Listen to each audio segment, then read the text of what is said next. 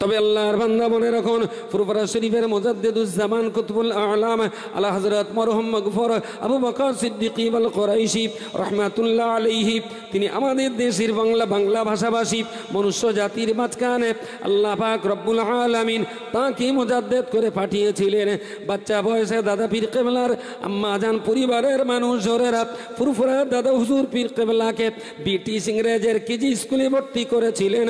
দিনের শিক্ষা দেওয়ার পূর্বে, ইসলামের জ্ঞান দেওয়ার পূর্বেই তাকে ব্রিটিশ ইংরেজের ইংরেজি শিক্ষার স্কুলে ভর্তি করা হলো। পীর সাহেব কেবলা একদিন মায়ের কোলজুড়ি ঘুমিয়ে আছেন। দাদা পীর কেবলার বয়স তখন মাত্র 4 বছর। 4 বছরের বাচ্চা ছেলেটা দাদা পীরের মাম্মা, দাদা পীরের আম্মা মুহাব্বাতুন্নিসা রাহমাতুল্লাহ আলাইহা ওনার বুক জড়িয়ে শুয়ে আছেন। গভীর রাত্রিবেলাতে পীর সাহেব কেবলা শিশু বাচ্চা ছেলেটা আচমকা কান্নায় চিৎকার করে উঠলেন।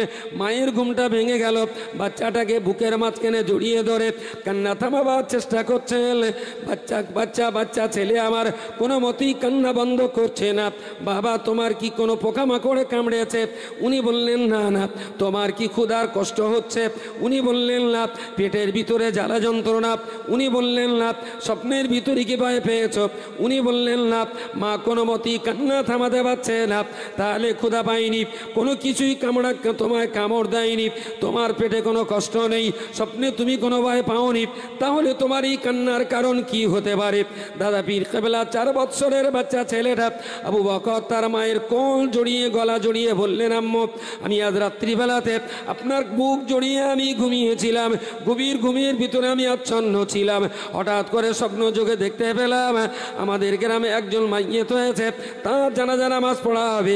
আমি শুনতে পেলাম এই জানাজার ইমামতি করবেন দিন ও দুনিয়ার বাদশা সাইয়্যিদানা নবিয়ানা মুহাম্মদুর রাসূলুল্লাহ সাল্লাল্লাহু আলাইহি ওয়াসাল্লাম, তিনি জানাজার ইমামতি করবেন। আমি আর কালাম বিলম্ব করলাম না। আমিও তার পিছনে জানাজা নামাজ পড়ার জন্য জানাজার কাতারে দাঁড়িয়ে গেলাম। আমার মনে একটু ইচ্ছা হলো, নবী পাক যখন এই জানাজার ইমামতি করবেন, আমি 4 বছরের বাচ্চা ছেলেটা আমি যে কোনো উপায়ে রাসূলুল্লাহর সঙ্গে একটু সাক্ষাৎ করব। রব্বুল আলামিন কোরআন শরীফের অপর একটা জায়গায় বর্ণনা করে বলেছেন, আমার আল্লাহ আমাদের জ্ঞান চক্ষু খোলাবার জন্য রব্বুল আলামিন আল্লাহ কোরআনের ভিতরে বলেছেন, ওয়ালা তাকুলু লিমান ইউকতালু ফি সাবিলিল্লাহি, এই পৃথিবীর ইমানদার মানুষেরা সেই সমস্ত মানুষদিগকে তোমরা কোনো দিনের জন্য মরা বলবে না, কোনোদিন তাদেরকে মৃত বলবে না, যারা আল্লাহর রাস্তায় জীবন উৎসর্গ করেছেন, আল্লাহ পাকের জন্য জীবন যারা কোরবানি দিয়েছেন। ওয়ালা তাকুলু লিমান ইউকতালু ফি সাবিলিল্লাহি আমওয়াতা, আল্লাহর পথে যারা জীবন কোরবানি দিয়েছেন তাদেরকে তোমরা কখনো মরা বলো না। ওয়ালা তাকুলু লিমান ইউকতালু ফি সাবিলিল্লাহি আমওয়াতা বাল আহইয়াউ ওয়ালাকিন লা তাশউরুন, আমি আল্লাহ বলছি ওরা জীবন্ত, আমি আল্লাহ বলছি তারা জীবন্ত। ওরা মৃত্যুর পরেও কঠিন কবরের ভিতরে আমি আল্লাহ তাদের এমন কায়দায় জীবন্ত রেখে দিই, পৃথিবীর জীবন্ত মানুষেরা ওদের জীবন্ত থাকাটা কোনো দিনের জন্য বুঝতে পারে না। সচিন তেন্ডুলকর ছক্কা মারলে তারপর সুবহানাল্লাহ বলবেন? ধর্মসভায় কখনো সুবহানাল্লাহ বলতে হয়? এখনো এই জ্ঞান আপনাদের দিতে না পারার জন্য আমি একটু 3 বার উদ্বোস করে নেব। কান ধরিস বল, ওঠো একটু 3 বার। তাহলে আজ যেন জীবনে কোনোদিন সুবহানাল্লাহ কারুর শেখাতে হয় না। আনন্দ হলে, ইমানদারের চোখে আনন্দ হলে সুবহানাল্লাহ বলাটা ইমানদারের ঠোঁটের অলংকার। আর মঞ্চে যারা থাকে এরা তো শবে বরাতের রোজা করে না, পাবলিকের করতে বলে ওরা ভাঙি দেয়। ওরা সুবহানাল্লাহ না বললে দোষ নেই, আপনারা বললে একটু দোষ। এখন দেখি এই নোড়ায় যদি থেত হয়ে এইবার থেকে একটু বলে।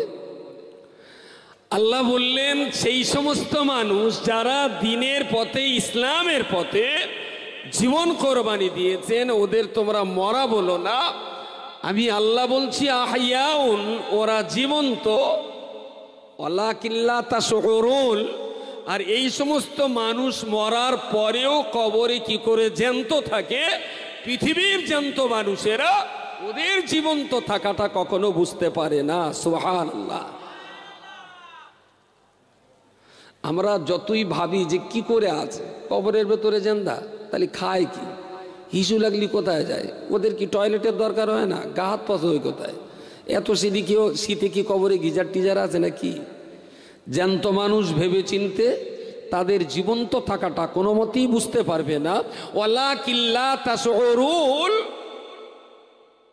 এরা যতই ভাবুক এদের সব ভাবনা বিফল হবে। ওদের যুক্তিতর্ক বুদ্ধি দিয়ে ওরা ভাবতে অপারগ। শুধুমাত্র আমি আল্লাহ বলেছি এই কথাটার উপরে বিশ্বাস করি, তারাও বিশ্বাস করবে। আমার জ্ঞানে, আমার কাগজে, আমার মগজে, আমার আকলে, আমার বিবেকে আমি বুঝতে না পারলেও আল্লাহ যখন বলেছেন তারা জ্যান্ত, তো আমি ইমানদার বলছি আমার আল্লাহ বলেছেন জ্যান্ত, তো তারা অবশ্যই কবরের মাটিতে জীবন্তই আছেন। সুবহানাল্লাহ।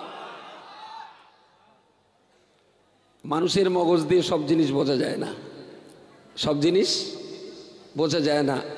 অন্ধের মতো দুটো জায়গায় বিশ্বাস করতে হয়। আমি একবারও বলবো না যে আপনি আমাকে অন্ধের মতো বিশ্বাস করুন। আমি একবার বলবো না ওলি, আল্লাহ, গৌস, কুতুব, সুফি, দরবেশ, ইমাম, মুয়াজ্জিন, খতিব, মুসল্লি, ডাক্তার, মাস্টার, ইঞ্জিনিয়ার, এদের কাউকে অন্ধের মতো বিশ্বাস না করলে ঈমান যায় না। কিন্তু আল্লাহ আর আল্লাহর নবীকে অন্ধের মতো বিশ্বাস না করলে বেঈমান হতে হয়। শুধু এই দুটো জায়গা, যুক্তি, তর্ক, বুদ্ধি, বিবেক, জ্ঞান, গরিমা সমস্ত কিছুকে জলাঞ্জলি দিয়ে আল্লাহ যা বলেছেন সেটা সঠিক, আল্লাহ রসুল যেটা বলেছেন সেটাও সঠিক, এই দুইটা জায়গা ছাড়া পৃথিবীর আর কোনো জায়গায় আমি অন্ধ হতে রাজি না। আমার কথা কি ক্লিয়ার? অন্য লোক কথা বললে একটু যাচাই করবো, বাছাই করবো। একজন বললে এটা কোরআনে আছে, আমি একটু দেখে নেব 30 পারার ভেতরে আছে না 32 পারার বাইরে আছে। কথা বোঝেননি? আজকাল এমন এমন আয়াত পড়ে ব্যাখ্যা হচ্ছে যা 30 পারার ভেতরে পাওয়া যাবে না। জিবরাইলি যদি জিজ্ঞেস করা হয়, হুজুর তুমি তো আল্লাহর আরশ থেকে কোরআন নিয়ে এসেছিলে, তা দেখো দিন এইটা ওর ভেতরে আছে। জিবরাইল বলল আমি তো এরকম আনিনি, ওরা কোথায় পেয়েছে? আরবিতে বলছে তো পাবলিক ভাবছে কি যে আরবিতে যখন হচ্ছে তাহলে কোরআন শরীফ, কিন্তু আমার যখন আল্লাহ কিঞ্চিত পরিমাণ চোখ দিয়েছে, আমি একবার দেখে নেব যেটা 30 পারার ভেতরে না 32 পারার বাইরে। এখন বহু বক্তাদেরকে আমরা 30 পারার বাইরে এরকম পড়তে শুনছি। এখানে আমি অন্ধ হতে রাজি না। আল্লাহর কালামে যেটা আছে, রাসূলুল্লাহর হাদিসে যেটা আছে, আল্লাহর নবী যা বলেছে সেই জায়গাটাতেও আমি অন্ধ, আমি অন্ধ, আমি অন্ধ। যুক্তিতর্ক, বুদ্ধি, বিবেককে সবকিছুকে আমি মাইনাস করে দিয়ে আল্লাহ আর আল্লাহর নবীর কথাগুলো আমি অন্ধের মতো বিশ্বাস করে দেব। একটু জোরে হবে না? ফুরফুরা পীর সাহেব কেবলার মতো মানুষ, তিনিও একটা টাইমে কথা বলেছেন। আমার ভক্ত মুরিদ আলেম ওলামাগণ অনেকে অনেক কিতাব রচনা করেছেন। সেই সমস্ত কিতাবের যে সমস্ত বিষয়গুলো শরীয়তের মানদণ্ডে আছে সেগুলো আপনারা মানিবেন, যেগুলো শরীয়তের খেলাফ হয়েছে সেগুলো আপনারা মানবেন না। তাহলে দাদা হুজুর কেবলাও কিন্তু কোনো আলেম ওলামার কাছে অন্ধ হতে বলেননি, অন্ধ হতে বলেননি। চোখ আছে, দেখে নাও। রব্বুল আলামিন আল্লাহ কোরআন শরীফের ওপর একটা জায়গায় বলেছেন, ওয়ালা তাহসাবান্নাল্লাযীনা কুতিলু ফী সাবিলিল্লাহি আমওয়াতা বাল আহইয়াউন ইনদা রাব্বিহিম ইরযাকুন। রব্বুল আলামিন বলেছেন যে পৃথিবীর মানুষ জাতি, ওয়ালা তাহসাবান্নাল্লাযীনা কুতিলু ফী সাবিলিল্লাহি আমওয়াতা, যে সমস্ত মানুষেরা আল্লাহর পথে যারা জীবন উৎসর্গ করেছেন, আল্লাহর রাহে যারা জীবন কোরবানি দিয়েছেন, ওদের তোমরা মরা বলা তো দূরের কথা, ওদের মরা বলে কখনো ধারণা করো না। ওরা মরা এই ধারণাটুকু কখনো তোমরা করো না। মরা তো কখনোই বলবে না, মরা বলে কখনো ধারণাও করতে পারো না। বাল আহইয়াউন, আমি আল্লাহ বলছি আমার জমিনের মাটির কবরের ভিতরে আমি আল্লাহ তাদের জিন্দা রেখেছি। শুধুমাত্র তাদের জিন্দা রাখি নাই, বরং আল্লাহ এটাও বলে দিলেন ইনদা রাব্বিহিম ইরযাকুন। পৃথিবীর মানুষ তাদের মরা বলেছে, ওদের শ্বাস নিঃশ্বাস বন্ধ হয়ে গেছে, চলাফেরা দুনিয়ায় বন্ধ হয়ে গেছে। পৃথিবীর জমিনে তাদের চলাফেরা শ্বাস নিঃশ্বাস কর্মকাণ্ড বন্ধ হয়েছে বলে দুনিয়ার ইমানদার মুসলমানেরা তাদের গোসল দিয়েছে, কাফন পরিয়ে জানাজা নামাজ পড়ে দাফন করে দিয়েছে। আমি আল্লাহ বলছি দুনিয়ার শ্বাস প্রশ্বাস চলাফেরার কাজকর্ম বন্ধ হলেও আমি আল্লাহর সাথে আমার ওই সমস্ত ওলি বান্দাদের আত্মিক সম্পর্ক কখনো বন্ধ হয়নি। তাই পৃথিবীর মানুষ তাদের মরা বলেও কবরস্থ করে দিলেও আমি আল্লাহ পাক রব্বুল আলামিন বলছি ইনদা রাব্বিহিম ইরযাকুন। জগতের মানুষ তাদের কবর দিয়েছে, আমি আল্লাহ পাক রব্বুল আলামিন ওই সমস্ত আল্লাহওয়ালা বান্দাদের কবরের ভিতরে আমার পক্ষ থেকে রুটি রুজি রেজেক দিয়েই আমি আল্লাহ কবরের মাটিতে তাদেরকে খাইয়ে থাকি। ইনদা রাব্বিহিম ইরযাকুন, আল্লাহর পক্ষ থেকে তারা রিজিক পায়। কাদের জন্য? ইসলামের জন্য যারা জীবন কোরবানি দিয়েছেন, ইসলামের জন্য যারা জীবন উৎসর্গ করেছেন। একেবারেই সরাসরি কোনো শহীদ বান্দার কবর বলতে যেটা আমরা দেখেছি, যারা হাজী সাহেব মক্কা শরীফে মদিনা শরীফে যান তারা একেবারে সরাসরি সৈয়দুস শুহাদা হযরতে হামজা রাদিয়াল্লাহু আনহুর কবর তারা জিয়ারত করার সুযোগ পান। আরো অনেক শহীদ আছে, তার পাশেই রয়েছেন মুসআব বিন উমাইর রাদিয়াল্লাহু আনহু। এই সমস্ত ওলি আল্লাহদের মাজার বা শহীদ বান্দাদের মাজার জিয়ারত করার সুযোগ হাজী বান্দাদের নসিবে হয়। যারা দেশ সফর করেছেন তারা পৃথিবীর হয়তো বা আরো অনেক অনেক শহীদ বান্দাদের কবর জিয়ারতের সুযোগ পেয়েছেন। আমাদের থেকে অনেক আগে আমাদের কাছাকাছি হাড়োয়ার সৈয়দ আব্বাস আলী গাজী রাহিমাহুল্লাহ, তিনি ইসলামের বাতি জ্বালাবার জন্যে শাহাদাত বরণ করেছিলেন, তার মাজার হাড়োয়াতে আছে। তো এই ধরনের শহীদ বান্দা যারা ধর্মযুদ্ধে ইসলামকে জিন্দা রাখার জন্যে শত্রুদের মোকাবেলায় ইসলামের ঝান্ডাকে উঁচু রাখতে যে যারা শাহাদাত বরণ করেছেন, মৃত্যুবরণ করেছেন, তারা অমর হয়ে রয়েছেন, অমর হয়ে রয়েছেন। ফুরফুরা শরীফের দাদা হুজুর পীর কেবলা রাহিমাহুল্লাহকে আমরা শহীদ বান্দা বলি না, তিনি যুগশ্রেষ্ঠ মুজাদ্দিদ ছিলেন। বসিরহাটের বড় মাওলানা আল্লামা রুহুল আমিন রহমাতুল্লাহ আলাইহিকে আমরা শহীদ বান্দা বলে জানি না, তবে তিনি কলম চালিয়ে জাতিকে ঈমান আর ইসলামের পথে ঠিক রাখার জন্যে পীর সাহেব কেবলার নির্দেশ ক্রমে 152 খানার অধিক কেতাব লিখে আজও রুহুল আমিন সাহেব তার কেতাবের মধ্য দিয়ে আমাদের মাঝে জিন্দা রয়েছেন। সুবহানাল্লাহ। ওই ষাটজুরি কেতাবগুলো পড়লে আজও মনে হয় তিনি জীবন্ত আছে। এনাদেরকে আমরা শহীদ বলতে পারছি না। ধর্মযুদ্ধে তারা মৃত্যুবরণ করেননি, তাদের ইন্তেকাল ধর্মযুদ্ধে হয়নি, স্বাভাবিকভাবে ইন্তেকাল হয়েছে। তবে আল্লাহর বান্দা মনে রাখুন, ফুরফুরা শরীফের মুজাদ্দিদুজ্জামান কুতুবুল আ'লাম আলা হযরত মরহুম মাগফুর আবু বকর সিদ্দিকী ওয়াল কুরাইশি রাহমাতুল্লাহ আলাইহি, তিনি আমাদের দেশের বাংলা ভাষাভাষী মনুষ্য জাতির মাঝখানে আল্লাহ পাক রব্বুল আলামিন তাকে মুজাদ্দিদ করে পাঠিয়েছিলেন। বাচ্চা বয়সে দাদা পীর কেবলার আম্মা জান পরিবারের মানুষ জোরেরা ফুরফুরা দাদা হুজুর পীর কেবলাকে ব্রিটিশ ইংরেজের কেজি স্কুলে ভর্তি করেছিলেন। দিনের শিক্ষা দেওয়ার পূর্বে ইসলামের জ্ঞান দেওয়ার পূর্বেই তাকে ব্রিটিশ ইংরেজি শিক্ষার স্কুলে ভর্তি করা হলো। পীর সাহেব কেবলা একদিন মায়ের কোলজুড়ি ঘুমিয়ে আছেন। দাদা পীর কেবলার বয়স তখন মাত্র 4 বছর। 4 বছরের বাচ্চা ছেলেটা দাদা পীরের মাম্মা, দাদা পীরের আম্মা মুহাব্বাতুন্নিসা রাহমাতুল্লাহ আলাইহা ওনার বুক জড়িয়ে শুয়ে আছেন। গভীর রাত্রিবেলাতে পীর সাহেব কেবলার শিশু বাচ্চা ছেলেটা আচমকা কান্নায় চিৎকার করে উঠলেন। মায়ের ঘুমটা ভেঙে গেল। বাচ্চাটাকে বুকের মাঝখানে জড়িয়ে ধরে কান্না থামাবার চেষ্টা করছেন। বাচ্চা ছেলে আমার কোনো মতেই কান্না বন্ধ করছে না। বাবা, তোমার কি কোনো পোকামাকড়ে কামড়েছে? উনি বললেন না না। তোমার কি ক্ষুধার কষ্ট হচ্ছে? উনি বললেন না। পেটের ভিতরে জ্বালা যন্ত্রণা? উনি বললেন না। স্বপ্নের ভিতরে কি ভয় পেয়েছ? উনি বললেন না। মা কোনো মতেই কান্না থামাতে পারছে না। তাহলে ক্ষুধা পাইনি, কোনো কিছুই তোমায় কামড় দেয়নি, তোমার পেটে কোনো কষ্ট নেই, স্বপ্নে তুমি কোনো ভয় পাওনি, তাহলে তোমার এই কান্নার কারণ কি হতে পারে? দাদা পীর কেবলা 4 বছরের বাচ্চা ছেলেটা আবু বকর তার মায়ের কোল জড়িয়ে গলা জড়িয়ে বললেন, আম্মু, আমি আজ রাত্রিবেলাতে আপনার বুক জড়িয়ে আমি ঘুমিয়েছিলাম। গভীর ঘুমের ভিতরে আমি আচ্ছন্ন ছিলাম। হঠাৎ করে স্বপ্ন যোগে দেখতে পেলাম আমাদের গ্রামে একজন মাইয়িত হয়েছে, তার জানাজা নামাজ পড়া হবে।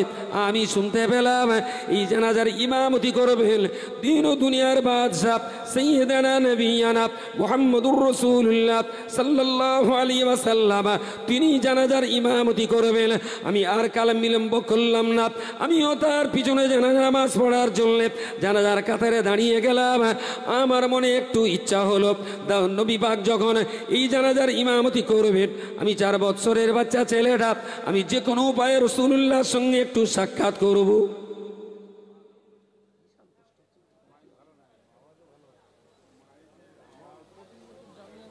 আল্লাহ, 4 বছরের বাচ্চা ছেলে স্বপ্ন দেখছেন জানাজা নামাজ হবে, আর সেই জানাজার ইমাম হবেন কে? আমি কি ভাসুরির নাম জিজ্ঞেস করেছি? কবরে গেলি ওই কথাটা না বলতে পারলে তো জাহান্নাম। অন্তত এখন থেকে একটু বলা অভ্যাস করেন। দাদা হুজুর কেবলা বুঝলেন যে জানাজার ইমামতি করবেন কে? জোরে বলুন, রাসূলুল্লাহ সাল্লাল্লাহু আলাইহি ওয়াসাল্লাম। এই কথা যদি আপনার ঠোঁট দিয়ে না বেরোয়, বারবার এই কথাগুলো বলা অভ্যাস নেশায় পরিণত করুন।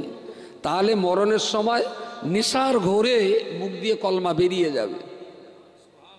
যদি অভ্যাস না থাকে, যদি নেশা না হয়, আরে নেশা তো বিড়িতে, নেশা তো তামাকে, নেশা তো খৈনিতে। আর আমি বলছি খৈনি, তামাক, বিড়ি, হিরোইন, এতে যত না নেশা আছে তার চাইতে অনেক অনেক বেশি নেশা আছে আল্লাহ আর আল্লাহ নবীর ইশক আর মহব্বতে।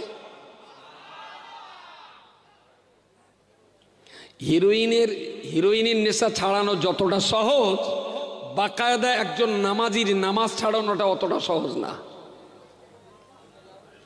আমার কথা বলা যায়নি? একজন বাকায়দা নামাজিকে, যিনি 14 বছর 12 বছর থেকে নামাজ ধরেছেন, 70 বছর পর্যন্ত নামাজ পড়েছেন, এরকম একটা নামাজি লোককে বলবেন তিনি 5 দিনে একদিনের 5 ওয়াক্ত নামাজ ছাড়ুন, 1 লাখ টাকা দেবো। ছাড়ে কি? আমার কথা বোঝা যাচ্ছে? নামাজি লোকের 1 লাখ টাকা দিলে একদিন নামাজ বন্ধ করবে বলে মনে হয়? হিরোইন খোরের 1 লাখ টাকা দেবেন, বলবেন ঠিক আছে 24 ঘন্টা খাবো না। নেশা বেশি কার? নেশা বেশি কিসের? ওই সালে আবার হুক্কাবাহ করবেন, বলবেন কত বড় কাফেরের বাচ্চা, দেখেছো নামাজ আর হিরোইন এক করে দেশ। ওরা যে এত বুদ্ধি নিয়ে রাত্রি ঘুমোয় কি করে, আমি ওই টেনশনে পাগল হয়ে যাচ্ছি। 1.5 কিলো মাথা আর 1.5 কুইন্টাল বুদ্ধি, বিশাল বুদ্ধি। এই বুদ্ধি নিয়ে ওরা ঘুমোয় কি করে? পীর সাহেব কেবলা বললেন, শুনলাম নামাজে একজন মারা গেছেন, জানাজা হবে, আর ইমামতি করবেন রাসূলুল্লাহ সাল্লাল্লাহু আলাইহি ওয়াসাল্লাম। বললেন, কাতারে দাঁড়ালাম, মনে হলো হুজুর যখন এই জানাজায় এসেছেন, আমাকে তো ফোন করো, রাসূল যখন জানাজায় এসেছেন, আমাকে যে কোনো ওসিলায় রাসূলুল্লাহর সঙ্গে একটু সাক্ষাৎ সালাম মুসাফা করতেই হবে। জোরে বলুন সুবহানাল্লাহ। কার কথা বলছি আমি? ফুরফুরা পীর সাহেব কাবেলার কথা বলছি। তিনি নবীর সঙ্গে সাক্ষাতের দেওয়ানা হয়েছেন। বয়স কত? বয়স অনলি 4 ইয়ার্স। আমাদের দেশে বৈশাখ জ্যৈষ্ঠ মাসে বৃষ্টি হলে 4 বছরের ছেলে প্যান খুলে পানিতে ফুটবল খেলে। প্যান খুলে, তার মানে তার তখন ইজ্জত সম্মান বোঝে না। যে রাজ্যের 4 বছরের বাচ্চা প্যান খুলে পুকুরে গোসল করে, সেই রাজ্যের আর একটা 4 বছরের বাচ্চা সে স্বপ্নে নবীর জিয়ারাতের পরিকল্পনা আঁটছেন। বলুন সুবহানাল্লাহ সুবহানাল্লাহ। আমি দাদা হুজুরের কবর দেখে চিনিনি। দাদা হুজুরের কবরের গুম্বজার মিনার দেখে আমরা হুজুর চেনা লোক না। আমরা বইয়ের অক্ষরের ভিতর দিয়ে পীর আর মুর্শিদ ওলি আল্লাহদের চেনার চেষ্টা করি, কবর দেখে না। যারা ইট পাটকেল দেখে পীর বোঝে তাদের বক্তব্য ইট পাটকেল পেনাই হয়। ওরা বিরাট বড় গম্বুজ দেখলে মনে করে তাহলে বিরাট বড় পীর, ছোট পেনা গম্বুজ দেখলে ভাবে এটা খুব ছোট পীর। ওরা গম্বুজটাই চেনে। ওলি আল্লাহকে চিনতে গেলে কবরের গম্বুজ, মিনার, ইট পাটকেল, সিমেন্ট, বালি, মাটি আর রড দেখে চেনা যায় না। ওর ভিতরে শুয়ে থাকা মানুষটাকে কেতাবের পৃষ্ঠা দিয়ে চিনতে হয়। প্রিয় শ্রোতা মণ্ডলী, মনে রাখুন, মা কান্না থামিয়ে মাকে বললেন, আম্মু আমি জনগণের ভিড় ঠেলে ঠেলে একেবারেই সামনে চলে গেলাম। যে জায়গাটায় গ্লাসের খাটিয়া রাখা আছে, আমি ওই জায়গায় পৌঁছে গিয়ে লক্ষ্য করে দেখলাম দিন ও দুনিয়ার বাদশা সাইয়্যিদুনা নবিয়ানা মুহাম্মদুর রাসূলুল্লাহ সাল্লাল্লাহু আলাইহি ওয়াসাল্লাম জানাজার ইমামতি করার জন্য তিনি অপেক্ষায় রয়েছেন। আমি একেবারেই রাসূলুল্লাহর সামনে যে বিশ্বনবী মুহাম্মদুর রাসূলুল্লাহর চেহারার দিকে তাকিয়ে আমি একটু আওয়াজ করে বললাম, আসসালাতু ওয়াসসালামু আলাইকা ইয়া রাসূলুল্লাহ। আমি যেই না নবীকে সালাম করলাম, নবী আমার থেকে মুখটা ঘুরিয়ে নিলেন অন্যদিকে। আমি মনে মনে বড় কষ্ট পেলাম। আমি রাসূলুল্লাহকে সালাম করলাম, রাসূলুল্লাহ আমার সালামের জবাব না দিয়ে কেন, কি কারণে আমার থেকে চেহারাটা অন্যদিকে ঘুরিয়ে নিলেন। আমি আবার ঘুরে ঘুরে রাসূলুল্লাহর সামনে দাঁড়ালাম। রাসূলুল্লাহ চেহারার দিকে তাকিয়ে আমি দ্বিতীয়বারের জন্য সালাম করলাম। নবী আমার চেহারাটা আবার ঘুরিয়ে নিলেন। আমি তৃতীয়বার আবার রাসূলুল্লাহর সামনে দাঁড়ালাম, কিন্তু দুইবার সালাম করলাম। রাসূলুল্লাহ সালামের জবাব দিলেন না, বরং মুখটা ঘুরিয়ে নিলেন। আমি তৃতীয়বার নবীর সামনে বেয়াদবি করা আমার পক্ষে সম্ভব হলো না। আবার সালাম করলে আবার যদি রাসূলুল্লাহ মুখটা ঘুরিয়ে নেন, আমার ক্ষেত্রে রাসূলুল্লাহর ক্ষেত্রে আমার দ্বারায় বড় বেয়াদবি করা হয়ে যাবে। আমি আবার রাসূলুল্লাহর সামনে দাঁড়িয়ে বললাম, ইয়া রাসূলুল্লাহ, ইয়া হাবিবাল্লাহ, আমি আবু বকর, মাত্র 4 বছর আমার বয়স। আমি আপনাকে সালাম করেছি, আমি দুইবার সালাম করেছি, আমার থেকে আপনি মুখটা ঘুরিয়ে নিয়েছেন। হুজুর, আমি জানতে চাইছি আমার কোন দোষের কারণে, কোন অপরাধের কারণে, কোন ত্রুটির কারণে আমার থেকে আপনি মুখটা ঘুরিয়ে নিলেন। ইয়া রাসূলুল্লাহ, ইয়া হাবিবাল্লাহ, আমি যতদূর জানতে পেরেছি 4 বছর বয়সের ছেলেটা যত রকমের অন্যায় আর পাপ করুক না কেন, আল্লাহ পাক রব্বুল আলামিন 4 বছরের নাবালকের পাপের খাতা খোলেন না। আল্লাহ তাদেরকে আগাম ক্ষমা করে রেখেছেন। ইয়া রাসূলুল্লাহ, ইয়া হাবিবাল্লাহ, আমি আবু বকর, আমার যদি কোনো দোষ ত্রুটি আপনার কাছে ধরা পড়ে, স্বয়ং আল্লাহ পাক তো 4 বছরের বাচ্চার গুনাহ লেখেন না। আপনি কি আমি আবু বকরের 4 বছরের ত্রুটি মাফ করতে পারেন না? হুজুর, আমার বয়স তো মাত্র 4 বছর, সত্যি কি আমি অপরাধী? আপনি আমার সালামের জবাব না দিয়ে দুবার ঘুরে গেছে। সত্যি যদি আমি অপরাধী হই, তাহলে আল্লাহ তো নাবালকের গুনাহ আগাম ক্ষমা করে রেখেছেন। আপনি কি আমাকে ক্ষমা করা যায় না? পিসাবকে বললাম, মাকে বললেন, আম্মু আমি যেই না রাসূলুল্লাহকে এই কথাটা বললাম, নবী আমার বুকের মাঝখানে জড়িয়ে ধরে বললেন, বাবা আবু বকর, আমায় বুকের ভিতরে জড়িয়ে ধরে বললেন, বাবা আবু বকর, আমি নবী মুহাম্মদুর রাসূলুল্লাহ সাল্লাল্লাহু আলাইহি ওয়াসাল্লাম, আমি কেন তোমার উপরে ক্ষোভ করতে যাব? আমি কেন তোমার উপরে রাগ করব? কেনই বা তোমার ত্রুটি আমি ধরতে যাব? আসলে তো আমার চেহারা দেখলে আমার বড় কষ্ট হয়, তুমি আমার সামনে আসলে আমার বড় কষ্ট হয়। কারণ আমি জানতে পেরেছি আল্লাহ পাক রব্বুল আলামিন তোমার মতো আবু বকরের দ্বারাতে এ বাংলার লক্ষ কোটি জাহান্নামের পথের প্রতীক বান্দাদিগকে আমার আল্লাহ পাক রব্বুল আলামিন তোমার দ্বারাতে আমার আল্লাহ কোটি কোটি জাহান্নামী বান্দাদিগকে আল্লাহ পাকের জান্নাতের রাস্তা ধরিয়ে দেবেন। জোরে সোরে বলুন সুবহানাল্লাহ। তোমার দ্বারাতে আল্লাহ লক্ষ কোটি মানুষকে জাহান্নামের পথ থেকে জান্নাতের পথ দেখাবেন, অথচ তোমাকে তোমার পরিবারের মানুষজন চাকরি করে মোটা পয়সা রোজগার করবার ইচ্ছা নিয়ে ব্রিটিশ গভর্নমেন্টের কেজি স্কুলে ভর্তি করেছে দিন ছাড়াই।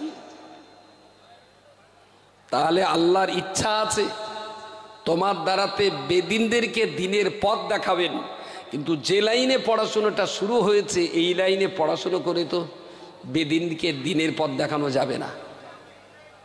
জাহান্নামীদেরকে জান্নাতের পথ দেখাতে গেলে তো কোরআনের জ্ঞান দরকার, হাদিসের জ্ঞান দরকার, নাহু সারফের জ্ঞান দরকার, আকায়েদের জ্ঞান দরকার। সেই লাইনে তো তুমি পড়াশোনা করোনি, কিন্তু আল্লাহর ইচ্ছা রয়েছে তোমার দিয়ে দিনের অনেক খেদমত নেবেন। তাই তোমার দেখলে না আমার খুব কষ্ট হয়। তোমার উপরে আমার কোনো ক্ষোভ নেই, আমার কোনো অভিযোগ নেই, আমি কোনো অসন্তুষ্ট না। দেখলে শুধু একটু কষ্ট হয়, তাই মুখটা দুবার ঘুরিয়ে নিয়েছিলাম। দুঃখ করো না বাবা। বিশাল কবলা বললেন, ইয়া রাসূলুল্লাহ, ইয়া হাবিবাল্লাহ, তাহলে কোন রাস্তা অবলম্বন করলে পরে, কোন পথ ধরলে পরে আপনি আমার থেকে আর মুখ ঘুরিয়ে নেবেন না? ওই রাস্তাটা কি একটা বারের জন্য আমায় বলে দেবেন? নবী আমার বললেন, বাবা আবু বকর, তুমি তোমার মাকে বলবে তুমি দুনিয়াবি লেখাপড়া অবশ্যই শিখবে, তার আগে তোমাকে কোরআন শিখতে হবে, হাদিস শিখতে হবে, আকায়েদের মাসলা মাসাইল শিখতে হবে, ফতোয়া ফারায়েজ শিখতে হবে, দিনের বড় জ্ঞানী পণ্ডিত তোমাকে হতে হবে। তবে তো তুমি দেশের জনগণকে জাহান্নামের পথ থেকে জান্নাতের রাস্তা দেখাতে পারবে। আল্লাহর বান্দা মনে রাখুন, বললেন ওই রকম অবস্থাতে আমার ঘুমটা ভেঙে গেল। ও আম্মু, আমি আপনার কাঁদছিলাম অন্য কোনো কারণে নয়। আমার কান্নার একমাত্র কারণ হলো আপনারা আমাকে ব্রিটিশ গভর্নমেন্টের কিন্ডারগার্টেন স্কুলে আমায় ভর্তি করে দিয়েছেন। আমি নিশ্চিত ওই জ্ঞান অর্জন করতে পারি, তবে রাসূলুল্লাহর পরামর্শ মতো আমাকে কোরআনের তাফসীরের জ্ঞান অর্জন করতে হবে, নবীর পরামর্শ মতো হাদিসের জ্ঞান আমায় অর্জন করতে হবে, রাসূলুল্লাহর পরামর্শ মতো ইলমে আকায়েদের জ্ঞান অর্জন করতে হবে, নবীর পরামর্শ মতো উসুল আর উসুলে হাদিসের জ্ঞান আমায় অর্জন করতে হবে, রাসূলুল্লাহর পরামর্শ মতো ফারায়েজ এবং ফতোয়ার জ্ঞান আমায় অর্জন করতে হবে। আমি আগামী কাল থেকে আর কেজি স্কুলে পড়তে যাব না। আল্লাহ পাকের শরীয়ত, কোরআন, হাদিস, ইজমা, কিয়াসের যেখানে জ্ঞান দেওয়া হয় আমাকে সেই জায়গায় ভর্তি করে দিতে হবে। জোরে সোরে বলুন সুবহানাল্লাহ। ও আল্লাহর বান্দা, আমি কি জানতে পারি যে বাংলার 4 বছরের ছেলেরা উলঙ্গ অবস্থায় খেলাধুলা করতে পারে? সেই বাংলার আর এক প্রান্তের মাত্র 4 বছরের একটা বাচ্চা ছেলেটা দাদা পীর কেবলা রহমাতুল্লাহ আলাইহি 4 বছর বয়সে রাসূলুল্লাহ দ্বারাতে লেখাপড়ার লাইন তিনি পেয়ে গেলেন। স্বয়ং রাসূল পাক সাল্লাল্লাহু আলাইহি ওয়াসাল্লাম যে মানুষটার পড়াশোনার রাস্তা বলে দিতে পারেন, নিশ্চিত করে এই মানুষটা শরীয়তের খেলাফ কোনো বাতিল ফেনকার হতে পারে না। তো রসুলের দেখানো পথেই পিশাব কাবলা পড়াশোনার জীবন শুরু হলো। আবার সেই পড়াশোনার জীবনের একটা টাইমে পশ্চিম বাংলাতে দাদা হুজুর কাবলাকে পড়াবেন এইরকম শিক্ষকের অভাব দেখা দিল। তো তিনি সুযোগ পেয়ে হাদিস শাস্ত্র চর্চা করার জন্য মদিনা শরীফে গেলেন। মদিনার মুহাদ্দিসদের কাছে বসে ধারাবাহিকভাবে 40খানা হাদিসের কেতাবে, 40টি হাদিস নয়, হাদিস শরীফের 40টি কেতাব মদিনার মুহাদ্দিসদের কাছে পড়লেন, নিজে পড়ে তাদেরকে শোনালেন।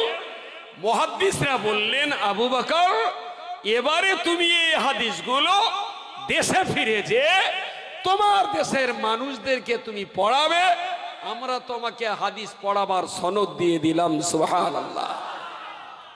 দ্যাট ইজ মুজাদ্দিদ। যুগ সংস্কারক। এ বাংলার দিনী আন্দোলনের তিনি ছিলেন রূপকারক, তিনি হলেন রূপকারক।